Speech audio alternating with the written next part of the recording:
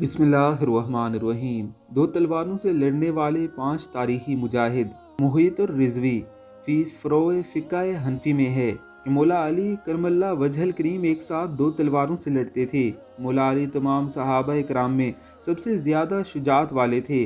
اعلیٰ حضرت عرض گزار ہیں: مرتضیٰ شیر حق اشجاع الاشجعین، ساقیے شیر و شربت پہ لاکھوں سلام۔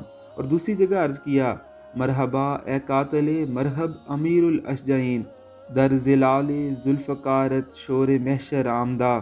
اور یہ آپ کی بہادری کا اظہار تھا کہ بیک وقت 2 تلواریں چلایا کرتے تھے۔ اس طرح سیرت حلبیہ میں ہے کہ اسد اللہ سیدنا حمزہ رضی اللہ تعالی عنہ بھی جنگ بدر میں 2 تلواروں کے ساتھ لڑ رہے تھے اور بلند آواز سے فرما رہے تھے: انا اسد اللہ۔ اس طرح خواری رسول سیدنا زبیر بن عوام بھی بیک وقت 2 تلواروں سے لڑتے تھے۔ اس طرح سیف اللہ سیدنا خالد ابن ولید رضی اللہ تعالی عنہ بھی بیک وقت 2 تلواروں سے لڑنے میں ماہر تھے۔ اس طرح بامسی بیرق کے بارے میں آتا ہے کہ وہ بھی 2 تلواروں کے ساتھ میدان میں اترتے تھے۔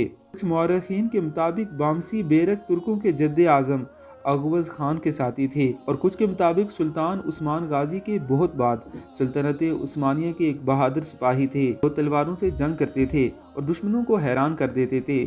بہرحال دونوں روایتوں کے مطابق بامسی بیرق عثمان غازی کے زمانے کے نہیں تھے۔ تاریخ کے صرف 5 ہستیاں ہیں جو 2 تلواروں سے میدان جنگ میں اترتی تھی، اور ان میں 4 صحابہ اکرام اور 5ویں بھی مومن تھے۔